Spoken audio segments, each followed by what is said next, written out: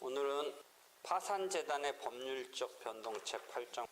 봐봐, 4가지 개념이 나오네. 부인권, 한치권, 결재권, 상계권. 파산 선고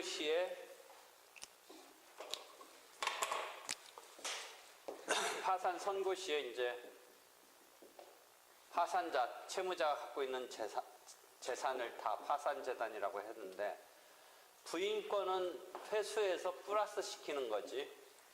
한치권은 요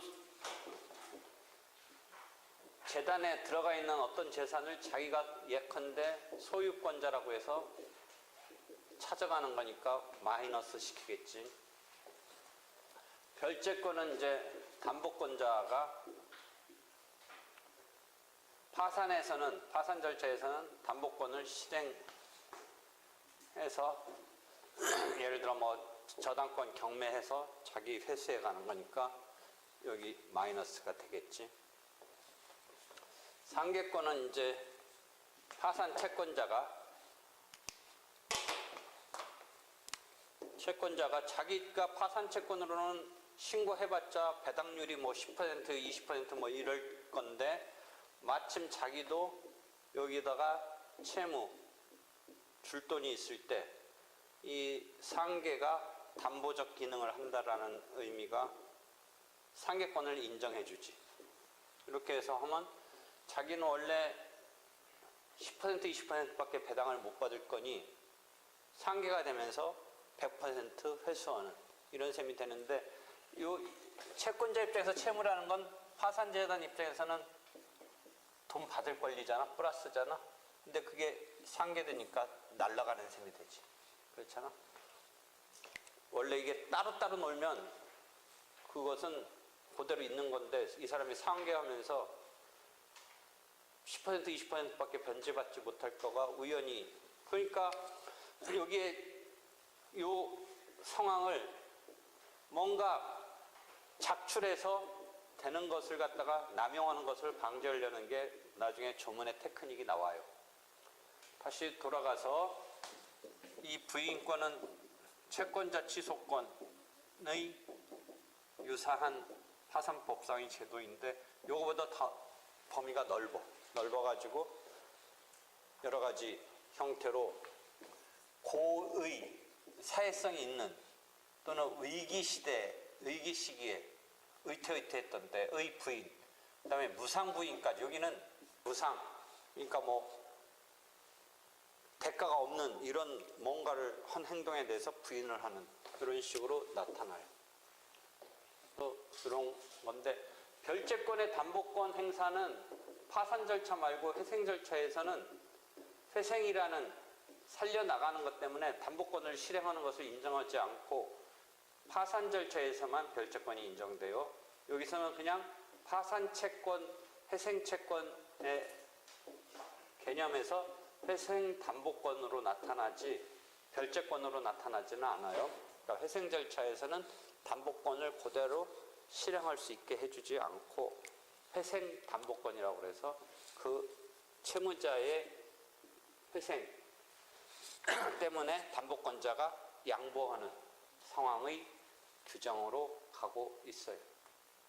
상계권도 이해는 돼서 담보적 기능을 한다. 근데 상계를 일부러 작출해서 노림수 있는 것을 여러 가지로 컨트롤하는 이런 제도 등이 있는 거예요. 그래서 이렇게 해서 이것도 이제 도산 실체법이라고 할 수 있는 거지. 우리가 절차적으로는 파산을 신청하고 파산이 선고되고 파산관제인이 등장하고 파산채권을 신고받고 파산재단을 형성하고 그래서 배당을 하고 배당하고 나서 남는 채무에 대해서 면책 절차가 있고, 이건 절차의 흐름으로는 쭉 이렇게 되어 있는데 이제 도중에 실체법적인 게 막 들어가 있는 거죠.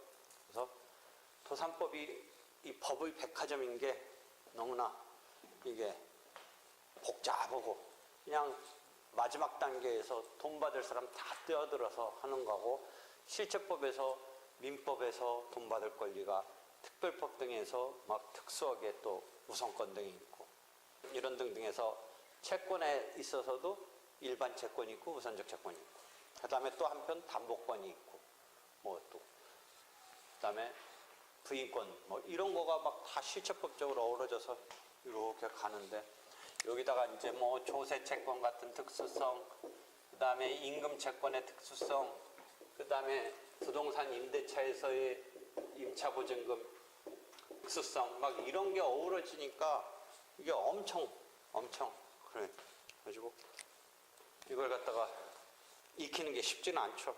뭐 이제 실제 해봐야죠. 근데 여러분이 이제 다행히 지금 파산법 듣는데 첫날부터 얘기하지만 파산 관제인으로서 역할을 할 수도 있고, 파산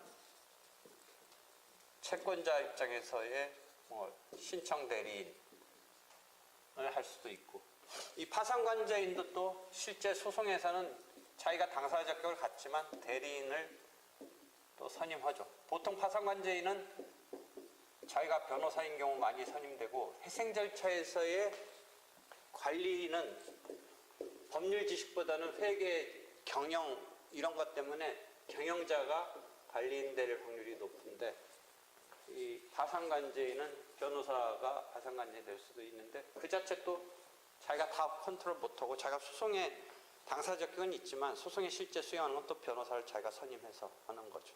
자기가 변호사 자격이 있긴 하지만. 이런 등등해서 여러분이 역할을 하게 되는 거죠. 하여튼 복잡해요.